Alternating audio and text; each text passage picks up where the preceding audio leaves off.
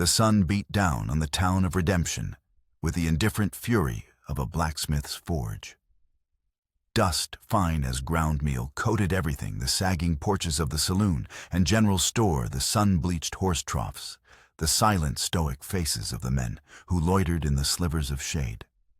It was a town clinging to the edge of the known world, a place where hope came to die of thirst.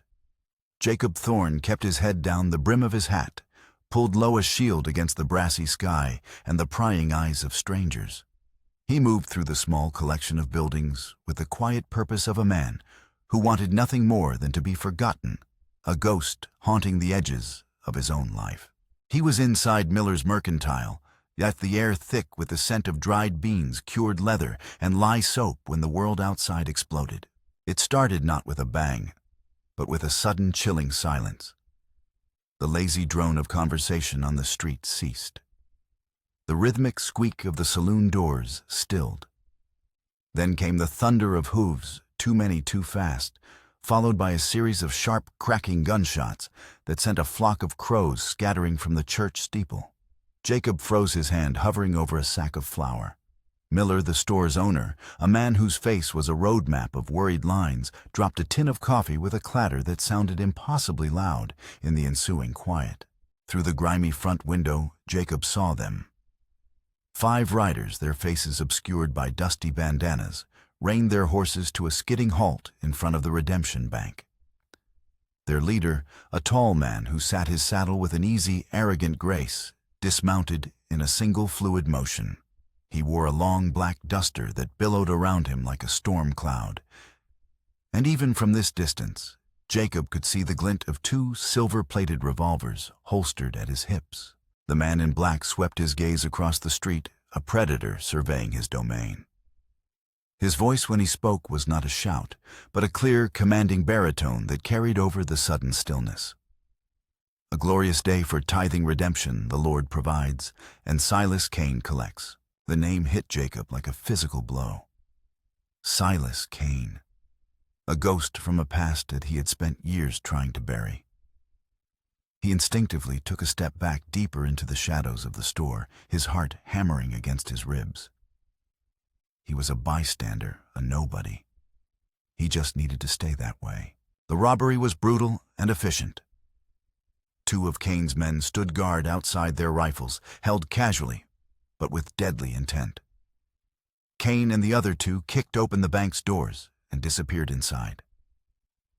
The sounds that followed were muffled, but horrific. A woman's scream, the splintering of wood, a single, decisive gunshot. Jacob watched, hidden, his body rigid, with a helplessness he hadn't felt in years. This was the life he had fled, the sudden violence, the smell of gunpowder and fear. Moments later, Cain and his men emerged, their saddlebags bulging. They moved without haste, their confidence an insult to the terror they had sown. As Cain swung himself back onto his horse, his duster caught on the pommel of his saddle. Something small and silver dislodged from his pocket, falling into the thick dust of the street with a soft, unnoticed thud. Cain didn't see it. He gave a theatrical bow to the shuttered windows of the town, laughed a deep, rolling laugh that held no humor, and spurred his horse. The gang galloped away, leaving behind a cloud of dust, a shattered bank, and a silence thick with shock. For a long moment, no one moved. The town seemed to be holding its breath. Then slowly doors creaked open. Men emerged, their faces a mixture of fear and shame. Jacob remained in the shadows of the Mercantile, his gaze fixed on the spot where the silver object had fallen. He saw it glinting in the harsh sunlight. A locket. He didn't know why he did it. It was an impulse born of a memory too deep to control. He slipped out of the store, keeping his head down, and crossed the street, his boots sinking into the dust. He knelt, his movements furtive, and picked it up. The metal was cool against his palm. It was a small silver locket, oval-shaped, with a delicate etching of a swallow on its face. His fingers, rough and calloused, trembled as he pressed the clasp. It sprang open. Inside, on one side, was a space for a miniature portrait, now empty. On the other, An inscription, the letters fine and looping. My swallow, my light, Aupmame. The world around Jacob dissolved. The dusty street, the silent town, and the hard glare of the sun, it all faded away, replaced by the cool green of a spring meadow. He saw his wife Miriam, her dark hair woven with wildflowers, her smile as bright and gentle as the dawn. He saw his daughter Lily, no older than 5, her laughter like the chiming of tiny bells as she chased a butterfly through the tall grass. He saw the locket identical to this one, hanging around Lily's neck, a gift from her mother. Then the memory soured, the colors darkening. The meadow was replaced by the cramped confines of a stagecoach. The scent of wildflowers gave way to the smell of rain and wet leather. He was a Pinkerton agent then, escorting a witness. He remembered the ambush, the crack of rifles, the shattering of glass. He remembered shouting for Miriam and Lily to get down, but it was too late. He remembered the chaos, the blood, the sight of the locket lying on the floorboards, its silver face smeared with a darkness he could never wash away. He had been told they were gone. Both of them. The fire that consumed the wreckage had left nothing behind but ash and questions. The locket was all he had recovered. The locket and a grief so vast it had hollowed him out, leaving a shell of a man who sought only solitude. Jacob snapped back to the present, his breath catching in his throat. He was kneeling in the dust of redemption, the locket clutched in his hand. But this wasn't his locket. His was buried with the few mementos he kept in a small wooden box beneath his cabin floor. This one belonged to Silas Kane, the man responsible for the violence he had just witnessed. A man from his past, a cold dread sharp and familiar settled in his gut. It couldn't be a coincidence. Men like Kane didn't believe in them. Jacob closed his hand around the locket, the swallow engraving pressing into his palm. He stood, slipped the locket into his pocket, and walked back to his wagon. He collected his supplies, without a word, his face an unreadable mask. He had come to redemption, seeking flour and salt. He was leaving with a ghost. The journey back to his ridge was a blur. The familiar landscape, the sun-bleached alkali flats shimmering under a brassy sky, the gnarled Joshua trees clawing at the horizon, offered no comfort. The wind carrying the scent of sagebrush and dry earth felt like a whisper of warning. He had built his life on this isolated bluff as a fortress against the world, a monument to his failure. Now the world had found him. His cabin was small, built of sturdy pine logs he had felled and shaped himself. It stood on a high, wind-swept ridge overlooking a vast, empty valley, a solitary sentinel against the wilderness. For 5 years it had been his sanctuary, his prison, his penance. The silence within its walls was a constant companion, a heavy blanket woven from memory and regret. Inside, everything had its place. The worn Bible on the small table by his armchair, the stack of wood neatly piled by the stone hearth, and the single tin cup hanging from a nail by the stove. It was the ordered ascetic existence of a man who had declared war on chaos and lost. He stabled his horse, unpacked his supplies, and lit a fire in the hearth as the sun began to bleed across the western sky, painting the clouds in violent shades of orange and purple. He sat in his chair, the firelight casting long dancing shadows on the walls, and pulled the locket from his pocket. He opened it again, staring at the empty space where a face should have been. Silas Kane. He had been one of the men Jacob had been hunting in his Pinkerton days, a charismatic outlaw known for his intelligence and his utter lack of mercy. But their paths had never directly crossed. Why now? Why here? And why this locket? The questions churned in his mind, offering no answers, only a rising tide of unease. He had come to the ridge to escape his past, to let Jacob Thorne, the Pinkerton agent, die. He had become simply Jacob, a man living with his ghosts. But the past, he was beginning to understand, was not a place you could leave behind. It was a shadow that followed you, patient and relentless, waiting for the moment you finally turned around. As darkness fell blanketing the valley in a deep, starless black, a different sound cut through the sighing of the wind. A faint, hesitant tapping at his door. Jacob went still, every nerve-ending firing. He hadn't had a visitor in over a year. He rose from his chair, his movements slow and silent, and picked up the heavy iron poker from the hearth. He crossed the cabin, his boots making no sound on the rough-hewn floorboards, and listened. 3 more taps, softer this time, pleading. It was not the knock of an outlaw. It was the sound of desperation. Taking a deep breath, he unlatched the heavy bar and pulled the door inward. Standing on his porch, silhouetted against the dying light, was a girl no older than 12, her face pale and smudged with dirt. Her clothes were ragged, her eyes wide with a fear so profound it seemed to have swallowed her whole. Clutched in her arms, wrapped in a threadbare blanket, was a small baby. The girl looked up at him, her lips trembling with cold and exhaustion. Her voice when she spoke was a ragged whisper lost almost to the wind. "Please, sir, he's coming for us. Don't send us back."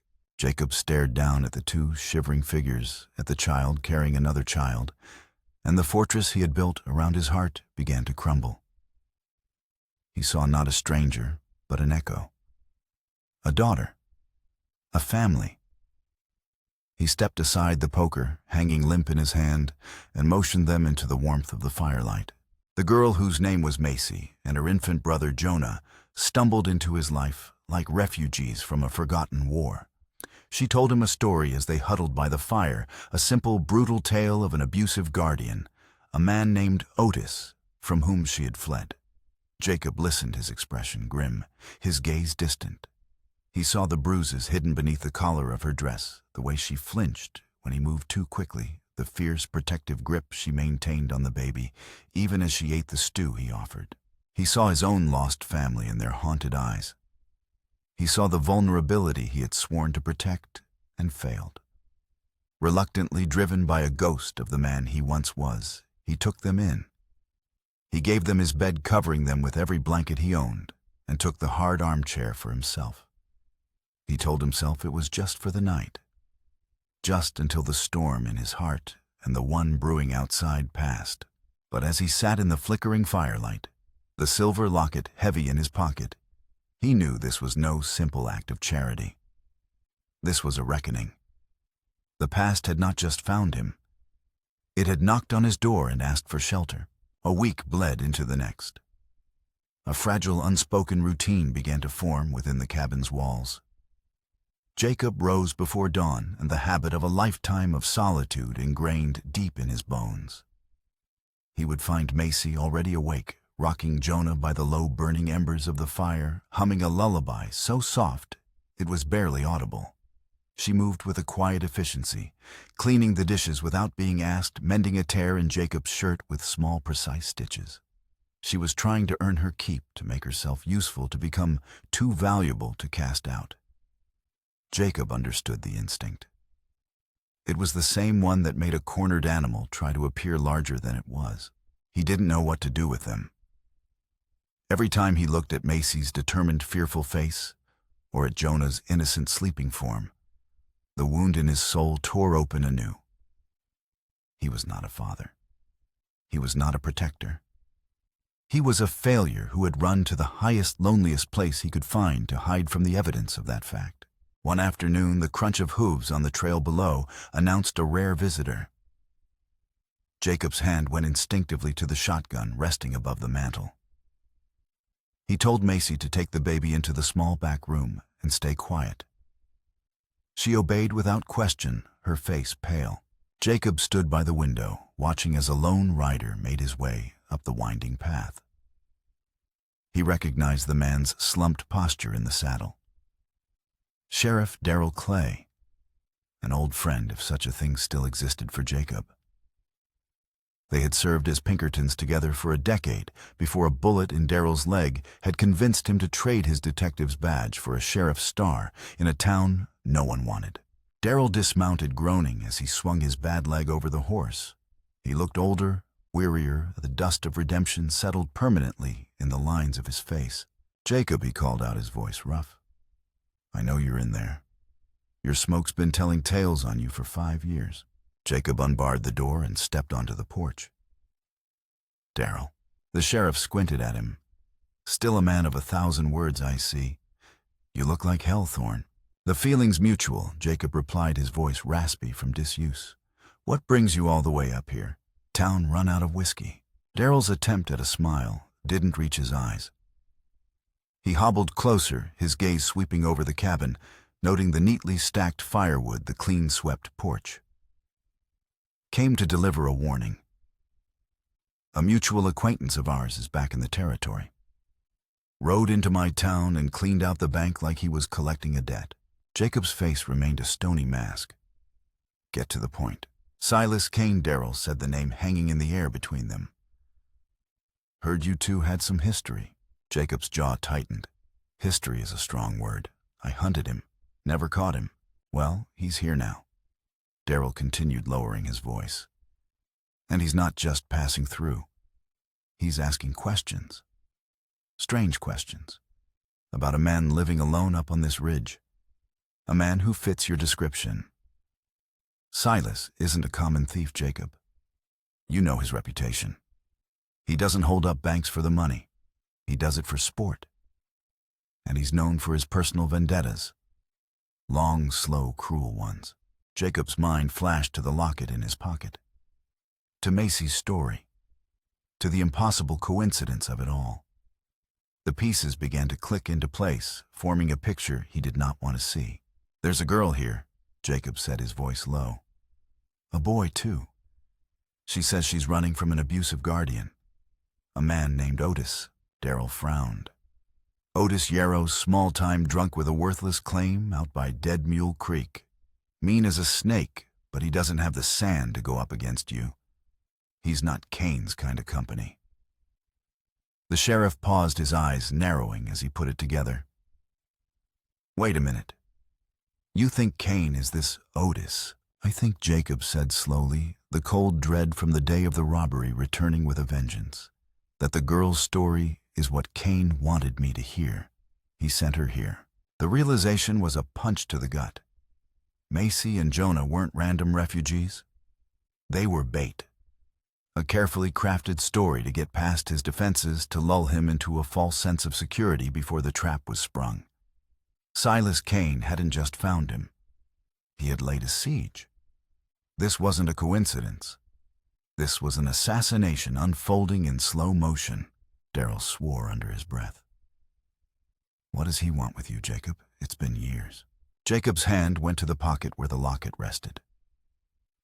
He thought of Miriam, of Lily, of the life that had been stolen from him. "I don't know," he lied. "But I aim to find out." After Darrell left a cloud of dust in his wake, Jacob went back inside. Macy emerged from the back room, her eyes wide with questions she was too afraid to ask. He looked at her, at the innocent child in her arms, and saw them for what they truly were, weapons aimed at his heart. But they were also victims' pawns in a game so twisted they couldn't even see the board. His first instinct was to send them away, to put them on a stagecoach heading east, far from him, and the storm he had drawn down upon them. But he knew it was too late. Kane would be watching. And Kane would not let his bait escape. That night, the ridge was unnaturally quiet. The wind died down, and the moon hid behind a thick veil of clouds. Jacob didn't sleep. He sat in his chair, shotgun across his lap, and watched the impenetrable darkness outside his window. He was no longer just a man hiding from his grief. He was a soldier on a forgotten battlefield, and the enemy was at the gates. The attack came just before dawn, in that disorienting gray hour when the world is caught between dream and waking. It wasn't a full-blown assault. It was a test, a whisper of violence to see how he would react. A single shot rang out, and the window pane above the stove shattered, sending a spray of glass across the floor. Macy, asleep in the bed with Jonah, let out a terrified gasp. Jacob was already moving, rolling out of his chair and grabbing the shotgun. He flattened himself against the wall, his heart pounding a steady, familiar rhythm, the drumbeat of a fight. "Stay down," he hissed, his voice a low growl. Another shot splintered the wood of the doorframe. Jacob crawled to the side window, peering through the smallest of gaps. He saw two figures moving in the pre-dawn gloom near the tree-lined shadows, detaching themselves from other shadows. They weren't trying to storm the cabin. They were probing, testing his defenses, trying to draw him out. He raised his shotgun, sighted on the larger of the two figures, and squeezed the trigger. The weapon boomed, the sound echoing across the silent valley. A cry of pain cut through the air, followed by the sound of someone crashing through the underbrush. The second figure immediately fired back, the bullet thudding into the log wall, inches from Jacob's head. Then, as quickly as they had appeared, they were gone, melting back into the forest. Silence descended once more, heavier and more menacing than before. Jacob waited, every muscle tense, for a full 10 minutes before he moved. He crept to the door and listened. Nothing. He turned back to the room. Macy was huddled in the corner of the bed, shielding Jonah with her body. Her face was ashen, her eyes wide with terror. The baby was wailing, his small cries filling the cabin. Jacob crossed the room and knelt by the bed. His voice was softer now, the hard edge of the fight gone. "It's over. For now." She looked at him, her body trembling. "Who were they?" "Men who work for the man you're running from," he said, the partial truth tasting like ash in his mouth. He couldn't tell her everything. Not yet. The knowledge that she was a pawn in a larger game would break her. The incident solidified a grim certainty in Jacob's mind. He couldn't protect them by hiding. He couldn't win by being defensive. Cain had brought the war to his doorstep, and the only way to end it was to fight back. That afternoon, he took Macy outside to a small clearing behind the cabin. He pressed his old Winchester rifle into her hands. It was heavy, and she struggled to hold it steady. "What is this for?" she asked, her voice shaking. "Because I can't be everywhere at once," he said, his tone flat and businesslike. "And helpless is a good way to get killed." He spent the next hour teaching her how to load the rifle, how to brace it against her shoulder to absorb the kick, how to line up the sights, how to control her breathing before squeezing the trigger. He was a patient, demanding instructor, the old Pinkerton agent rising from the depths. Macy was a reluctant student. She flinched at the rifle's roar, her first few shots missing the tin can he'd set on a stump by a wide margin. Tears of frustration welled in her eyes. "I can't," she whispered, lowering the rifle. Jacob stepped behind her, his voice firm but not unkind. "You can. Stop thinking about the noise. Stop thinking about the man it's for. Just look at the target. See nothing else. Breathe in. Breathe out. Squeeze." She took a shaky breath, raised the rifle again, and did as he said. The shot rang out, and the tin can jumped into the air, a clean hole punched through its center. A small, shocked sound escaped her lips. She looked at Jacob, a flicker of something new in her eyes. Not confidence, not yet, but the barest hint of it. The realization that she was not powerless. Their bond, forged in shared fear, began to change. He was no longer just her reluctant protector, he was her teacher. And she was no longer just a frightened girl. She was a survivor, learning to hold her own weapon. A few days later, Jacob rode back down to Redemption, leaving Macy with strict instructions to keep the door barred and the rifle close. The town was still on edge, at the memory of the bank robbery a fresh wound. He needed information. Cain was a meticulous planner. He wouldn't be living in some crude camp in the woods.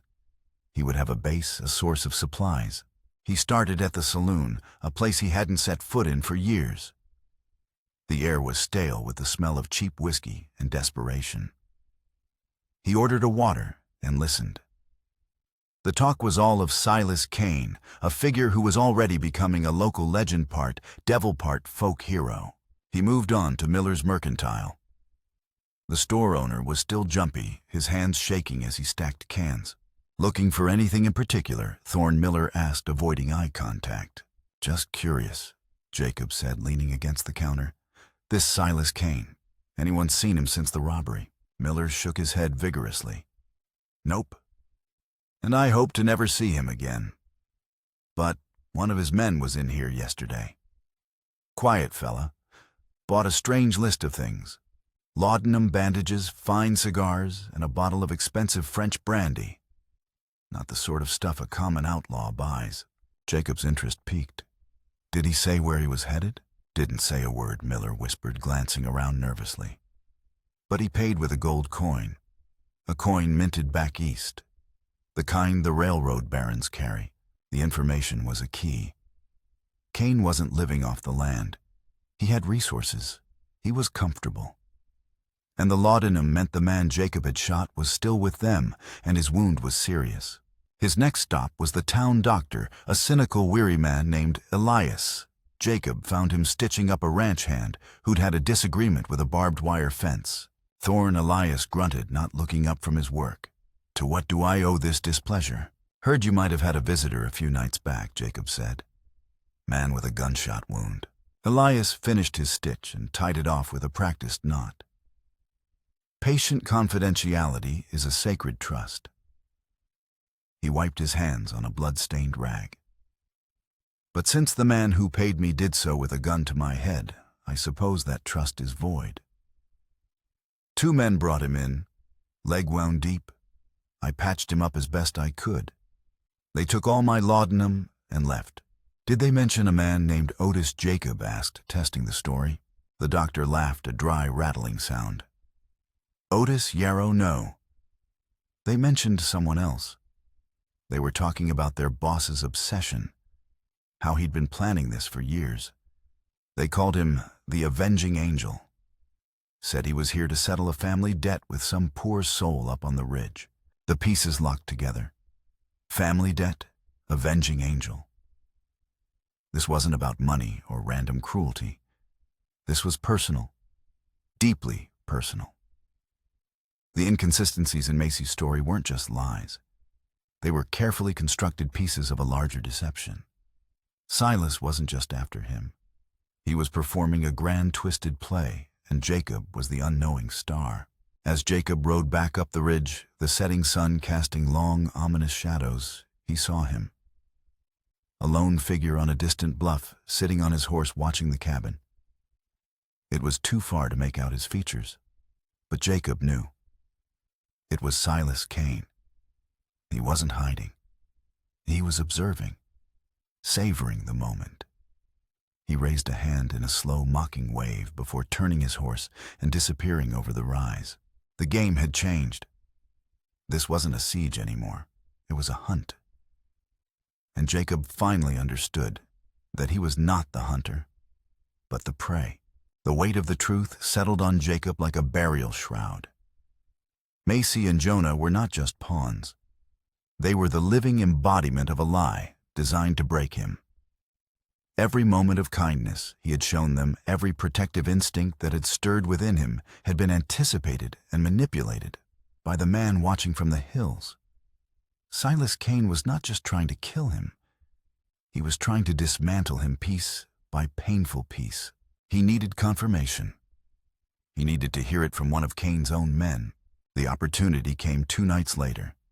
Jacob had noticed the wounded man's trail, faint traces of blood, and discarded bandages leading toward an old abandoned line shack a few miles east of his ridge.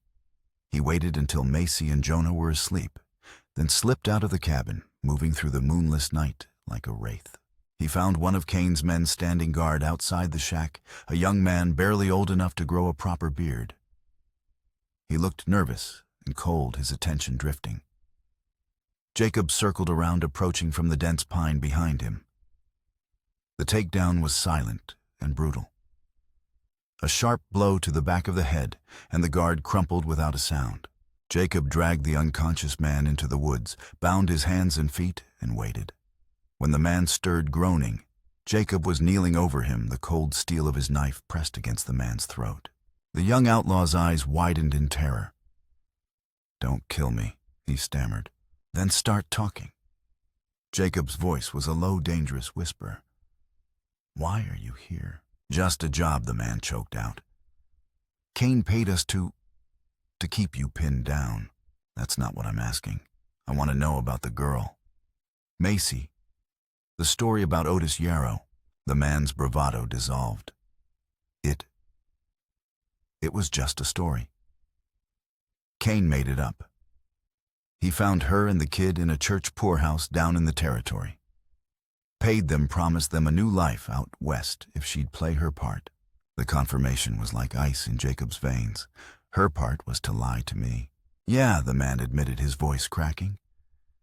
"He wanted you to take them in, to care about them. He said it was the only way to make you feel what he felt."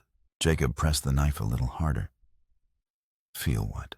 The outlaw was trembling now, sweat beading on his forehead despite the cold.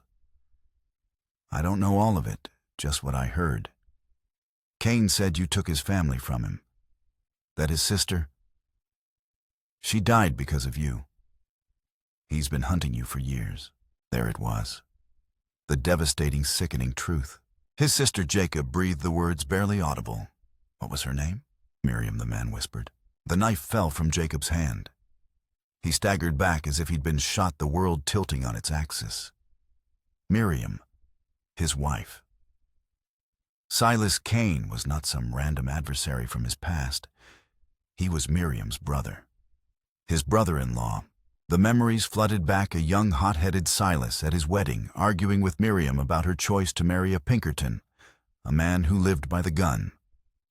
Jacob had dismissed him as a jealous brother. He had never imagined the simmering resentment could curdle into a hatred so profound, so patient. Silas blamed him for Miriam's death. And in his twisted quest for vengeance, he had found a girl who looked enough like his lost niece, a baby boy, and woven a fiction designed to echo Jacob's own tragedy before delivering the final, fatal blow. Jacob left the man tied to the tree. He couldn't bring himself to kill him. His rage was gone, replaced by a hollow, aching grief. He stumbled back to his cabin, the night air feeling thick and suffocating. He stood in the doorway, watching Macy sleep, her arm draped protectively over Jonah. The firelight softened the tired lines on her young face. She wasn't a monster. She was a child who had been offered a desperate bargain and had taken it. She was as much a victim of Silas's vendetta as he was. But the stakes had irrevocably shifted. This was no longer about protecting strangers. It was about confronting the ghosts of his own making. The fight for the ridge had become a battle for his soul against a man bound to him by blood and loss. The next day, Jacob's demeanor changed. A cold, quiet resolve settled over him. Macy noticed it, saw the new hardness in his eyes, and kept her distance, sensing the shift in the emotional landscape. The calm lasted less than 24 hours. Jacob was chopping wood, the rhythmic thud of the axe, the only sound in the crisp morning air, when he heard it. A scream from the cabin. Not a scream of terror, but of pure anguish. Macy. He dropped the axe and sprinted, his heart seizing in his chest. He burst through the door to find Macy on her knees, in the middle of the room, her hands clutching her head. The cradle was empty. Jonah was gone. On the floor beside the overturned cradle lay a single folded piece of paper. Jacob's hands shook as he picked it up. The handwriting was elegant, mocking. "Brother Jacob, a son for a daughter. It seems a fair trade. I have what is precious to you now. If you wish to see the boy again, come to the old silver mine at the base of Shadow Peak. Come alone. It is time to settle the family debt." Silas. The cruelty of the act was staggering. Silas hadn't harmed Macy physically. He had inflicted a far deeper wound, stealing the one thing she lived for, turning her own heart into a hostage. Macy looked up at him, her face a mask of utter devastation. "He took him," she sobbed. "He took my baby." Jacob knelt in front of her, his own grief and fury a raging inferno within him. He had failed again. He had let his past endanger the innocent, just as he had before. He placed his hands on her shoulders, his voice low and steady, a vow forged in the fires of his own guilt. "I will get him back," he said. "I promise you." He stood strapping on his gun belt, his movements economical and precise. He was no longer Jacob the grieving recluse. He was Thorn, the Pinkerton, the manhunter. He checked his revolver, slipped a knife into his boot, and grabbed the Winchester. Macy scrambled to her feet. "I'm coming with you." "No," he said, his voice leaving no room for argument. "You'll be safer here. Bar the door behind me and don't open it for anyone." He left without a backward glance. The image of Macy's tear-streaked face burned into his mind. He was walking into a trap, and he knew it. But Silas had left him no choice. This was the final act of their tragedy, and it would be played out on Silas's stage. The abandoned silver mine at Shadow Peak, a place of darkness and collapse, a fitting place to bury the past one way or another. A sandstorm was brewing in the west. The sky had turned a bruised, sickly yellow, and the wind had begun to whip across the valley, carrying grit that stung the eyes and scoured the landscape. It was a fitting backdrop for the reckoning to come. Jacob rode hard against the rising gale, his face set like stone. The entrance to the abandoned silver mine was a gaping maw in the side of the mountain, a dark throat threatening to swallow him whole. Old timber supports, gray and splintered, groaned under the weight of the rock above. The wind howled around the entrance, creating a mournful whistling sound that seemed to rise from the depths of the earth. He dismounted, tethering his horse to a withered pine, and entered the darkness, his rifle held at the ready. A single lantern cast a pool of flickering, unreliable light in the main chamber, illuminating a labyrinth of decaying timbers and abandoned mine carts. The hiss of sand pouring through cracks in the rock overhead was a constant, unsettling whisper. "I knew you would come, Jacob." Silas Kane's voice echoed from the shadows.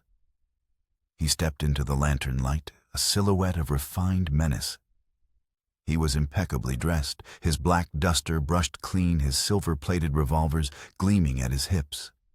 He held Jonah in the crook of one arm. The baby was mercifully asleep. "Give me the boy, Silas," Jacob said, his voice flat, devoid of emotion. Silas smiled, a chilling, charismatic expression that didn't touch his cold eyes. "All in good time, brother. First, a confession.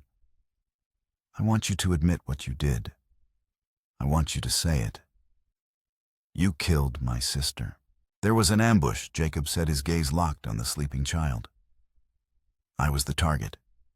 Miriam and Lily. They were caught in the crossfire. It was a tragedy, not a murder. A tragedy of your making." Silas's voice rose, the smooth veneer cracking to reveal the raw fury beneath. "You and your filthy Pinkerton badge, you dragged her into your world of violence and blood money. Miriam was gentle. She loved books and wildflowers. You turned her into a casualty, a postscript in one of your sordid case files. And my niece, my beautiful niece, gone." The pain in Silas's voice was genuine, a deep, festering wound that had poisoned his entire being. He truly believed Jacob was a monster. "I grieved for them," Silas Jacob said, his own voice thick with a pain he had held silent for years. "Every single day. Your grief is a paltry thing compared to my hatred." Silas sneered. He shifted Jonah in his arms, and the baby stirred, letting out a soft whimper. "You will know what it is to lose everything you sought to protect." Again, he drew one of his revolvers with his free hand, the hammer clicking back with terrifying finality. At that exact moment, a section of the tunnel behind Silas groaned loudly, and a shower of rock and dust cascaded down. The mine was unstable, the storm outside shaking its very foundations. A new voice cut through the tension. "Let him go?" Macy stood at the entrance to the mine, her face streaked with dirt and the Winchester rifle held steady in her hands. She had followed him. Against his orders, against all sense, she had come. Silas turned, his smile widening. "Ah, the little actress. A commendable performance. Did you enjoy playing the part of his redemption?" Macy's eyes filled not with fear, but with a cold, hard fury never left his. "I am not a part of your game. Give me back my brother." The sight of her so fierce and resolute seemed to amuse Silas. He looked from her to Jacob, a plan forming in his eyes. "You want to know the true tragedy of that day, Jacob? The one you've been mourning all these years?" He paused, letting the wind and the groaning timbers fill the silence. "Miriam didn't die in that attack." The words struck Jacob with the force of a physical blow. He stared at Silas, unable to process what he had just heard. "You're lying." Am I? Silas's voice was soft-laced with venom. "She was horrified by your life, by the violence that followed you like a stray dog. The loss of your daughter broke the last thread holding her to you. So she ran. She saw her chance in the fire and the chaos, and she took it. I helped her. I helped her fake her death, helped her disappear, so she could finally be free of you." The second twist was a blade that cut deeper than any bullet. Miriam was alive. His years of grief, the entire foundation of his isolated life, had been built on a lie. A lie perpetuated by the man standing before him. "She chose to leave you," Jacob, Silas hissed, twisting the knife. "She chose peace over you. I have simply been twisting her memory to fuel my own vendetta, transforming her sorrow into my weapon against you." The mine shuddered violently. A massive timber support directly above them cracked the sound like a gunshot. The lantern flickered wildly, threatening to plunge them into total darkness. In that moment of chaos, Jacob moved. He lunged not at Silas, but to the side, kicking over a stack of loose timbers that crashed down toward Cain. Silas, encumbered by the baby, was forced to stumble back. Macy fired the rifle. The shot went wide in the shifting light, but it served its purpose. It distracted him. Jacob charged, slamming his shoulder into Silas, driving him against the unstable rock wall. Jonah, startled awake by the noise, began to scream. Silas shoved Jacob back and raised his pistol, but Jacob was faster. He brought his own revolver up, and the two men stood inches apart, guns leveled at each other's hearts. "It ends now, Silas," Jacob growled. "Not before you die," Silas spat back. From behind them, Macy screamed, "Look out!" The ceiling above them was collapsing. Timbers snapped and a river of rock and earth began to pour down, sealing the tunnel they had come through. They were trapped. Silas, his eyes wild with a fanaticism that overshadowed self-preservation, prepared to fire. But as the ground shook and the roar of the collapse grew deafening, Jacob saw something flicker in his brother-in-law's face. The instinct to protect the child in his arms. Jacob made a choice. He didn't fire. Instead, he grabbed Silas's arm and yanked him and the baby toward a narrow side tunnel, just as the main chamber caved in, completely burying the entrance under tons of rock. They scrambled into the darkness, choking on dust and the sounds of the mountain's death throes echoing all around them. Jacob lit a match, his hand trembling. In the small, fleeting light, he saw Macy safe, and Silas slumped against the wall. Jonah clutched protectively to his chest. The mine was still groaning, but the immediate collapse was over. They were alive. Trapped, but alive. The escape from the dying mountain was a desperate, harrowing ordeal. They navigated the labyrinth of side tunnels by the flickering light of Jacob's few remaining matches, the air growing thin and stale. The hatred between the two men was replaced by a grim, shared instinct for survival. Silas, his leg injured in the collapse, handed Jonah over to Jacob without a word. His grand quest for revenge buried under a mountain of rock and failure. When they finally emerged hours later, crawling through a narrow ventilation shaft on the far side of the peak, the sandstorm had passed. The sky was clear and bruised, with the first hints of twilight. Waiting for them at the base of the mountain was Sheriff Darrell and a posse of deputies. Macy, in her terror, had managed to ride to town and sound the alarm. Silas didn't resist. The fire in him was gone, leaving only the empty gray ash of a man whose life's purpose had crumbled along with the mine. As Darrell led him away in irons, His gaze met Jacob's one last time. There was no hatred in it, only a vast, hollow emptiness. The ride back to the cabin was silent. Macy held Jonah, her face buried in his small blanket, her quiet sobs at the only sound. Jacob rode beside her, the revelations from the mind churning within him. Miriam was alive. His grief was a lie. His solitude was a choice she had made for him. Back in the quiet warmth of the cabin, after Jonah was fed and asleep in his cradle, the dam of silence finally broke. Jacob sat Macy down at the small wooden table, and for the first time in his life, he told the whole truth. He told her about his life as a Pinkerton, about the violence he had courted, about Miriam's gentle nature, and about the ambush that had shattered their world. He told her about Lily, his daughter, and the locket he carried. He explained who Silas was and the twisted grief that had driven him. He confessed his own guilt, the burden he had carried for thinking his life had cost them theirs. Macy listened, her expression unreadable. When he was finished, the cabin was silent, save for the crackling of the fire. She reached across the table and placed her small, calloused hand over his.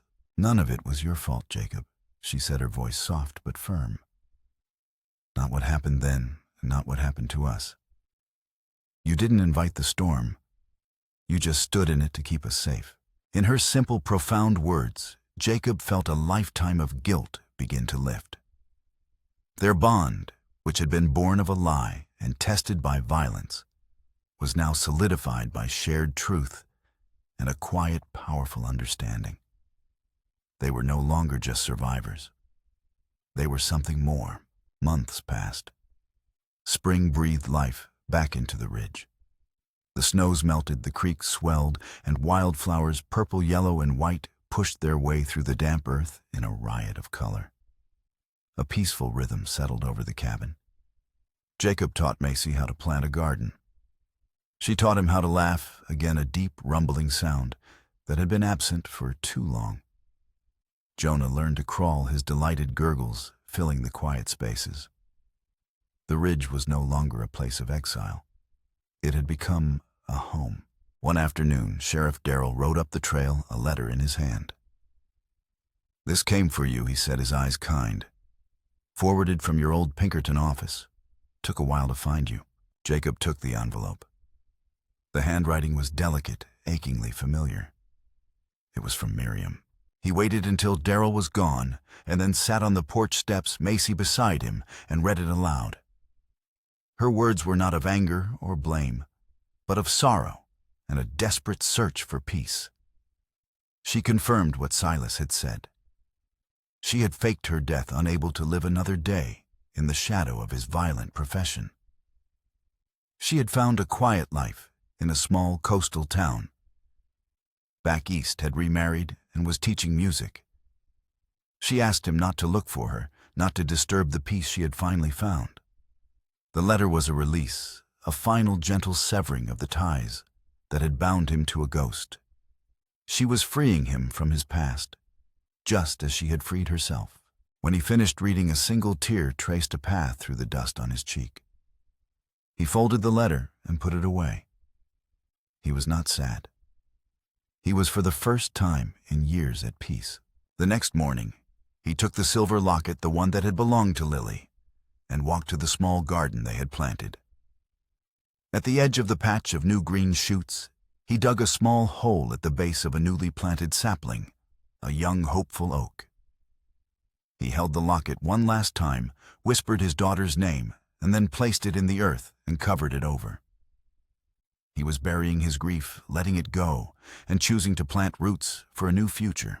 He stood and turned to find Macy watching him. Jonah balanced on her hip. The sun was rising, casting a golden glow over the valley. The world felt clean, new, and full of promise. "Is it okay?" Macy asked, her voice hesitant, but her eyes steady and full of a quiet, shining love. "If I call you Pa." Jacob looked at this girl who had survived so much at the baby, who was the future, and at the home they had built together out of the ashes of their pasts. A slow smile spread across his face, reaching his eyes and erasing the last of the shadows. Yes, he said, his voice thick with emotion. I'd like that very much. They were no longer three survivors huddled against the storm. They were a family.